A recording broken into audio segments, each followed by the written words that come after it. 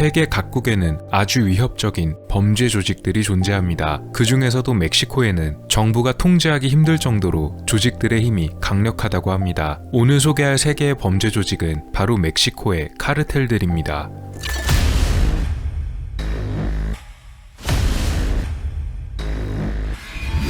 영상을 시작하기에 앞서 오늘 영상에 등장하는 주제는 단어 순화를 위해 조직이라는 단어로 대체하게 되었음을 알려드립니다.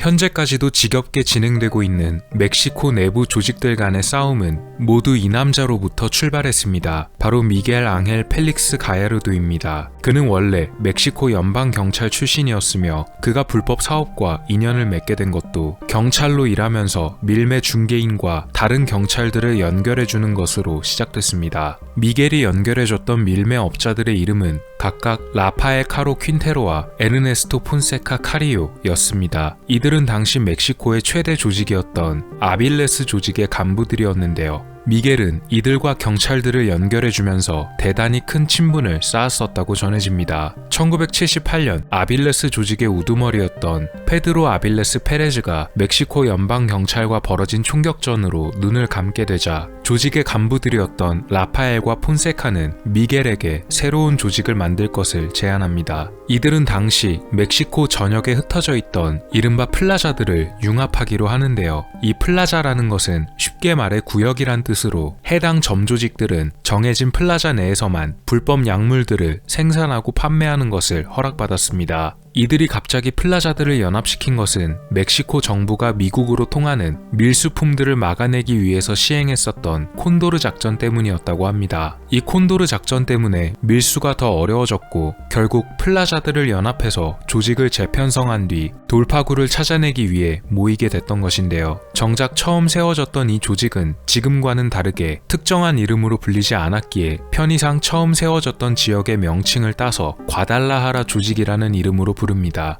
1980년대 초 미국의 단속이 강화되면서 이들 조직이 급성장하게 되는 계기가 찾아옵니다. 당시 멕시코와 양대 산맥을 이루고 있던 콜롬비아에서 밀수의 어려움을 겪게 되었는데요. 후안 마타 발레스테로스라는 인물이 나타나 미겔의 조직과 콜롬비아의 조직들을 연결시켜줍니다. 공중을 통한 밀수와 해상을 통한 밀수가 어려워져 멕시코를 통해 미국으로 보내려던 계획이었습니다. 미겔은 콜롬비아로부터 상품들을 전달받아서 멕시코를 통해서 물건을 보내주기로 하고 콜롬비아가 제시한 돈을 받는 대신에 상품 중 절반을 미겔의 조직이 가져가기로 합니다. 이 계약은 멕시코와 콜롬비아 조직들에게 서로 큰 이득이 되었다고 보여지는데요. 중개 밀매를 성공시킨 이후 미겔의 조직은 연간 50억 달러가 넘는 수익을 올리게 되었다고 합니다.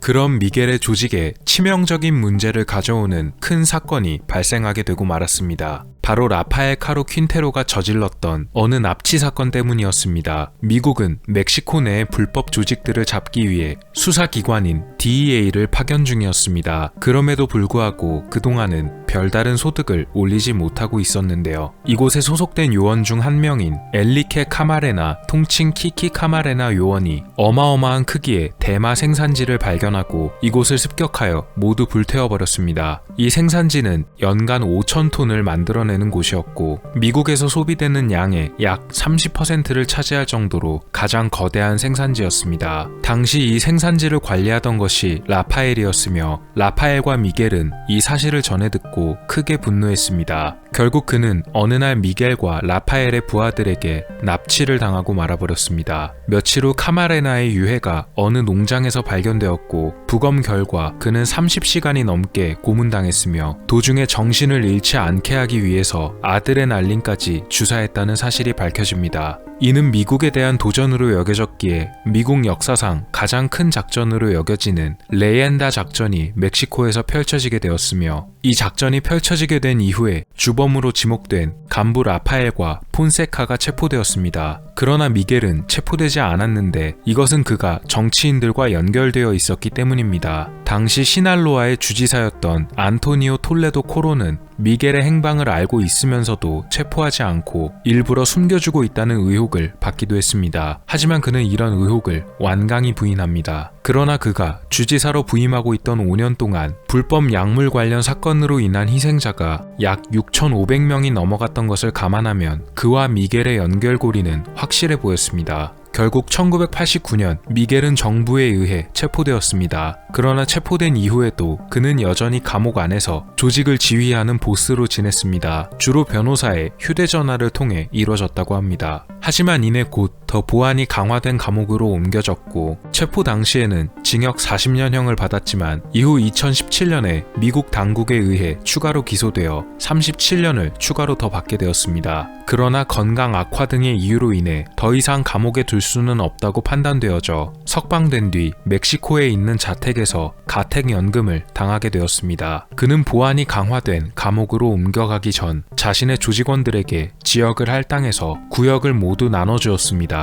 이것이 바로 현재까지도 멕시코에서 진행되고 있는 조직들 간의 길고 긴 싸움의 출발점이자 멕시코 정부까지도 손을 쓸 수 없게 되는 혼돈이 촉발되는 계기가 되었습니다.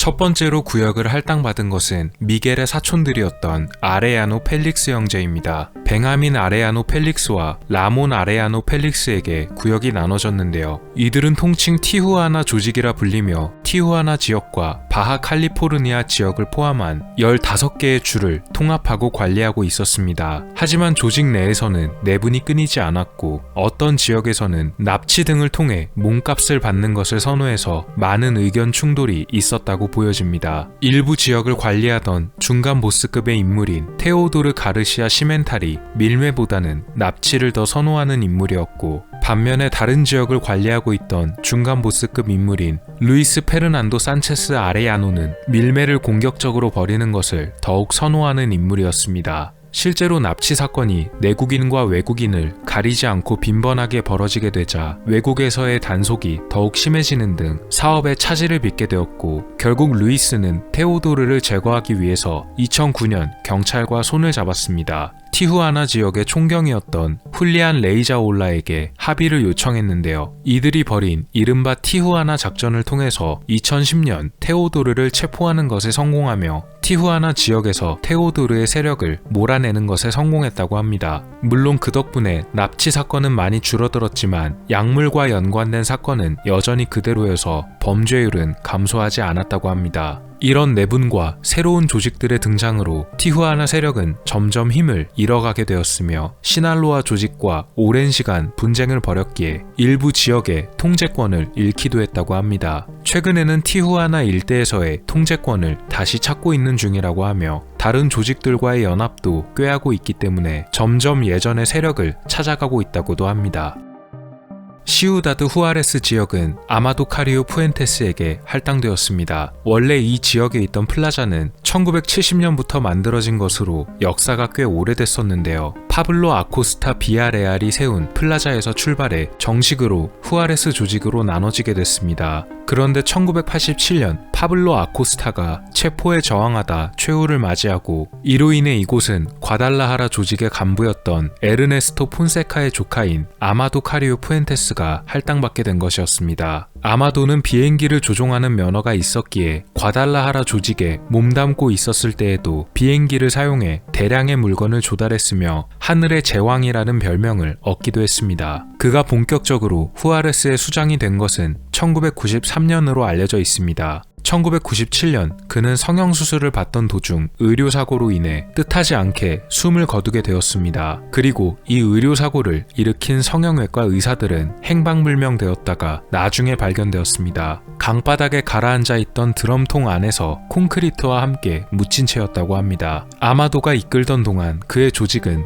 약 250억 달러가 넘는 양을 판매했다고 전해집니다. 그가 숨지기 전 미국에서 그에게 걸었던 현상금은 현재 돈으로 약 40억 달러라고 전해집니다. 그가 눈을 감은 이후 아마도의 형인 비센테 카리오 푸엔테스가 조직을 이끌게 되었습니다. 1990년대 말까지 후아레스 지역은 가장 강력한 지역 중 하나로 꼽히기도 했습니다. 이들은 쿨리아칸과 과달라하라를 포함해 멕시코의 약 21개 주에서 활동하는 것으로 알려졌으며, 특히 이들이 후아레스 지역을 장악한 이후 시우다드 후아레스는 가장 위험한 지역이 되기도 했습니다. 2004년에는 이 후아레스 지역에서 이른바 죽음의 집이라는 장소가 발견되기도 했습니다. DEA 요원이 조직 멤버로 위장한 뒤 잠입해서 오랜 기간 목숨 걸고 잠입 수사를 통해 밝혀낸 곳이며, 이곳에서는 다른 조직원들을 납치해서 목숨을 뺏기도 하는 등 온갖 일들이 벌어졌던 곳으로 알려졌습니다. 후아레스 조직 내에 있던 외부 조직 중 하나인 라 리네아라는 조직이 대단히 강세를 떨쳤습니다. 이들은 시날로아 조직과의 전투에서 굉장히 크게 활약을 펼치기도 했다고 합니다. 2014년에 두목이던 비센테 카리오 푸엔테스가 멕시코 군에 의해 검거되면서 라 리네아의 수장이던 후안 파블로 레데즈마가 현재 후아레스 조직을 이끌고 있다고 합니다. 후아레스 조직은 구성원들의 대다수가 다른 조직으로 흩어지기도 했고, 정부의 단속과도 맞물려서 예전만큼의 악명을 찾긴 어렵지만 여전히 세력을 떨치고 있습니다.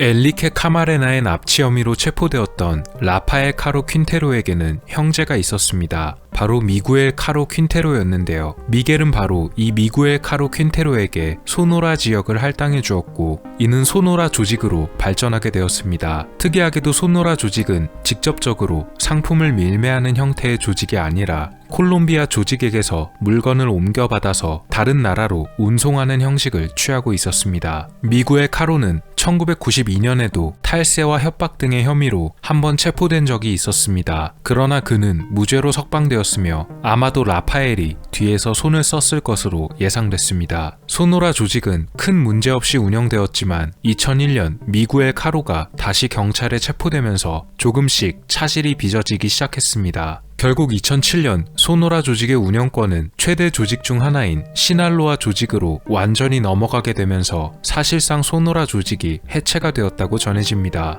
미구엘은 체포 후 자신은 그저 목장 주인일 뿐이며 DEA와 멕시코 정부가 자신을 체포하는 것은 라파엘이 저질렀던 카마레나 사건 때문에 자신에게 복수하는 것일 뿐이라고 말하기도 했습니다. 2019년 9월 그는 형기를 모두 마치고 미국에서 멕시코로 강제 추방되었습니다. 현재는 그냥 조용히 지내는 것으로 보이며 정부는 그의 근황에 대해 아무 입장도 표명하지 않았습니다. 그런데 2013년 먼저 석방된 라파엘 카로 퀸테로가 새로운 조직을 설립했다는 근황이 전해졌습니다. 바로 소노라 지역에 새로 만들어진 카보르카라는 이름의 조직입니다. 그러나 라파엘은 2022년 다시 체포되었고 멕시코의 최대 보안 등급 교도소에 이송되었습니다. 현재 그가 새로 세운 카보르카 조직은 시날로아 조직과 분쟁을 벌이고 있는 중이라고 합니다. 하지만 그럼에도 시날로아 조직의 두목인 이스마엘 잠바다 가르시아 일명 엘 마요와는 상당히 친분을 유지하고 있다고 합니다.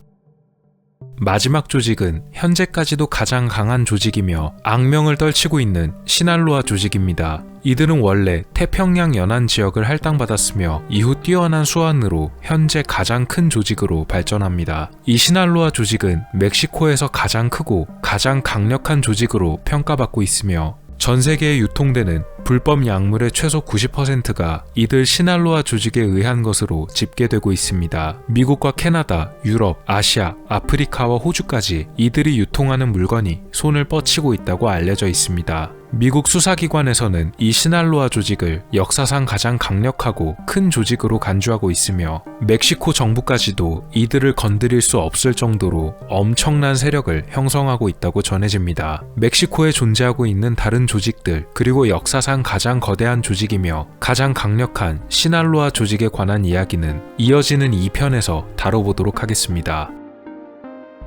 오늘 미스터리 어떠셨나요?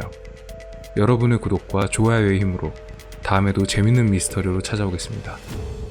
미스터리 큐브였습니다. 감사합니다.